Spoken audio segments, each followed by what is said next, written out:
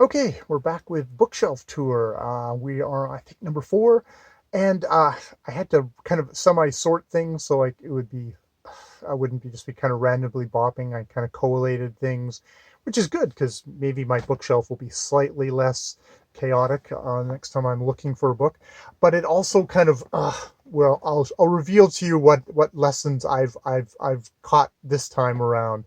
Uh, as we start in on. Kind of E's and D's. Actually, E. Let's A B C D E D A B C D. Well, let's start off with D, which is we'll start off with Demera, which is Clodia, which is a nonfiction, not nonfiction, a it's a book about the Roman poet Catullus and his great love, who is Lesbia, who is speculated to be well, this is a mosaic cover detail from a Roman mosaic cover, but it's rumored to be Clodia, and this is the story, imagined story uh, of Catullus's romance, troubled relationship with Clodia, which spawned such great poetry. Really check out the poetry of Catullus. It is, I've obviously only seen it in translation, but it's got that immediacy to it. It's got that anger to it. It's got that vividness that you could see some young man sitting down and writing this poem today. Incredibly talented young man writing this poetry today. It feels that powerful. And this is actually a lovely, great novel by Robert Demera that actually kind of captures kind of like, oh, this is what Catullus would have been like. He was one of those disreputable young men. We have this idea of like, oh, it's Roman poetry. It must be kind of like they must shit marble, as Amadeus once said in a play. But no, they they most certainly do not shit marble. They are vivid, powerful creatures, and this is a wonderful evocation of that. I believe I have Steve Donahue to thank for pointing out this book, and I tracked it down that way. Here, I'll just hold up Jeffrey Eugeni's Middlesex, a novel. He's one of those guys that when I bought the book, it's probably secondhand. He's much talked about. I've never gotten to it. It's sitting in my shelves. Get the sense of hermaphroditic interesting stuff here. So I at some point maybe I will pick it up, or maybe it'll just get tossed away, not tossed away, but sold off unread. I've held on to it so far, and it's actually not a super tiny text. It's actually printed in a way that it's like incredibly close. It's got incredibly close borders on the tops there, which is kind of odd, but I guess I wanted to cram those words in. Um, and then we'll go to a book that I most definitely have read many times, and is probably imprinted deep in my DNA, which is the Fantastic Mr. Fox by Roald Dahl, which all the farmers and them living, all the foxes and the creatures living underground. I was very obsessed with um, books that were underground. There's The Secret World of Og by Pierre Burton, another great childhood favorite of mine, which I don't own at the moment. But that undergroundness. This was it, Danny Champion of the World, where they got caught in a tiger pit because they were poachers. Was another great one. I think it was the dad who got captured in the thing. But yeah, Roald Dahl, very bitter, acerbic, which is children really. Unironically, I would say children really appreciate. Here's an adult who doesn't particularly like kids, and will just tell them exactly how it is, and does it in such a vivid and great way. Okay, now here we come to what I would say is my earlier state where I would fall into collecting stuff, which is the works of Samuel R. Delany, which I read, I think probably The Trouble with Triton. I've actually read this. Great black gay science fiction writer of the 70s and beyond. It came to prominence, at least in my head, as far as I can think of, in the 70s. Trouble on Triton. which and and ambiguous heterotopia,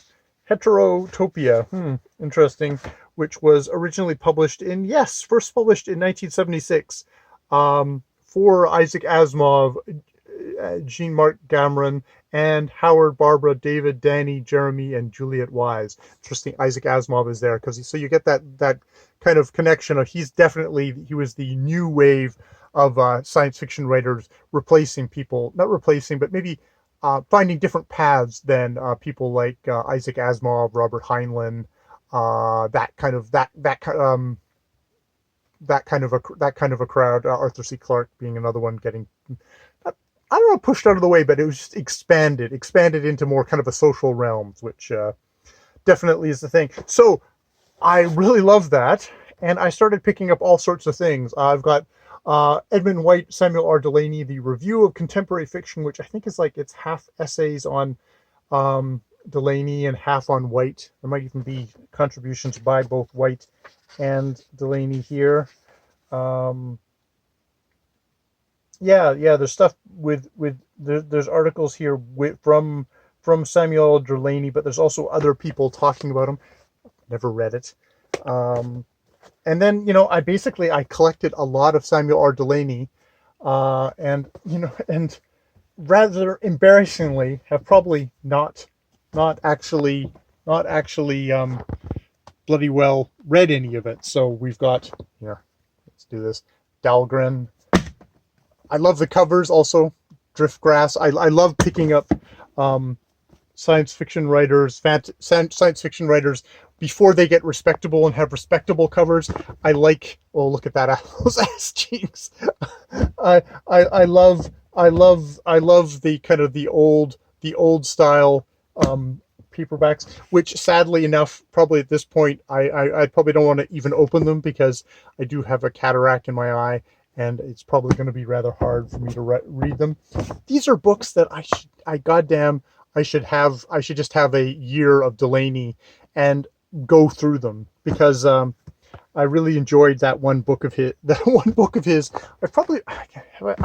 That one book of his. But I got so excited, I picked up all his other ones, and then I kept on going and did not bloody well read them, which is embarrassing. It's embarrassing to say, "Oh, you have all this Samuel R. Delany, you must love him." It's like, oh, I've read one of his books. How horribly embarrassing is that? Let's bury that fact on a sub channel far in the internet so no one can know. Okay. The next one, I do also have a fair number of his books, but I feel like I'm actually a lot better read on Philip K. Dick. This is We Can Remember It For You Wholesale. Philip K. Dick is someone who definitely, obviously he's had tons and tons of his stories adapted for the movies.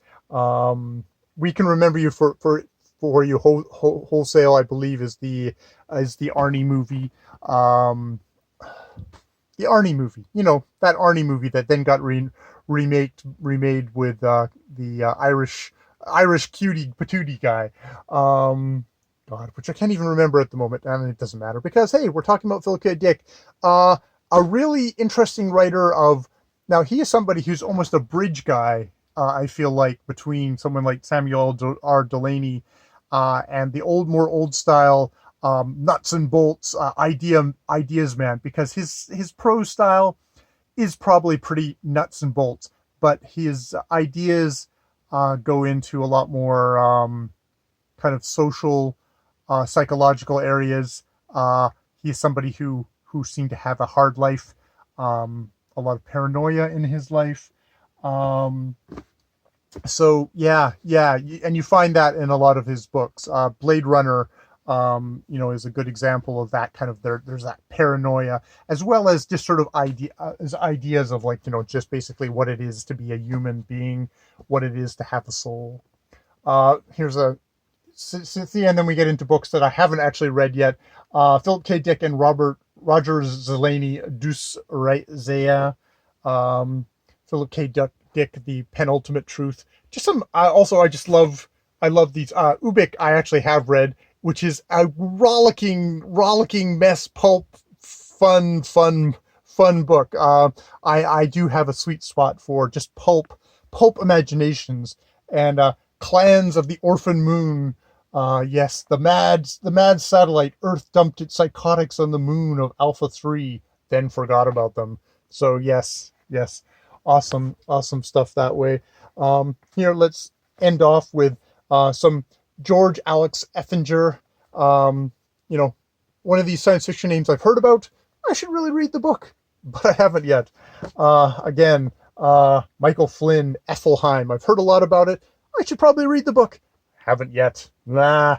All right. Well, let's stop the I haven't read it bookshelf tour, and for now, and we'll come back to it. We'll come back to it later when my arm is regained its feeling, because holding the camera up like this for long periods of time and confessing my complete ignorance of what I have on my bookshelf is tiring, is very tiring, and I need to stop now.